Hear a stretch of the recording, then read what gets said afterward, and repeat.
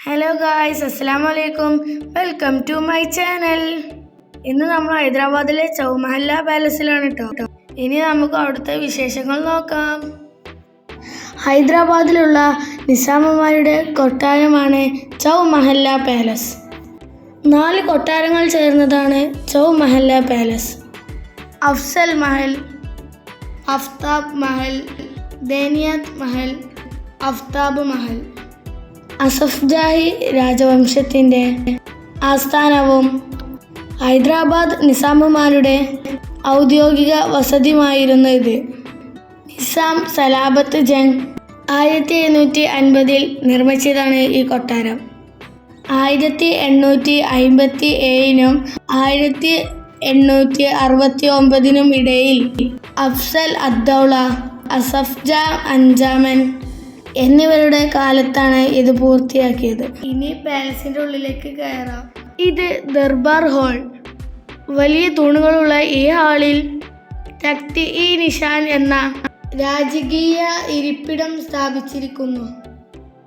ഇവിടെ 19 മനോഹരമായ ഷാൻലിയേഴ്സ് സ്ഥാപിച്ചിരിക്കുന്നു. റൂഫിലെ കൊത്തുപണികളും പെയിന്റിങ്ങുകളുമെല്ലാം ഈ ഹാളിനെ മനോഹരമാക്കിയിരിക്കുന്നു. കൊട്ടാരത്തിലെ പല പഴയ വസ്തുക്കളുടെ ശേഖരണം കാണികൾക്കായി ഇവിടെ ഒരുക്കിയിട്ടുണ്ട്. നിസാമുമാർ ഉപയോഗിച്ചിരിക്കുന്ന വസ്ത്രങ്ങളും ചെരുപ്പുകളും പല ആഭരണങ്ങളും യുദ്ധത്തിനായി ഉപയോഗിച്ചിരുന്ന പല ഉപകരണങ്ങളും നമുക്കിവിടെ കാണാൻ കഴിയും.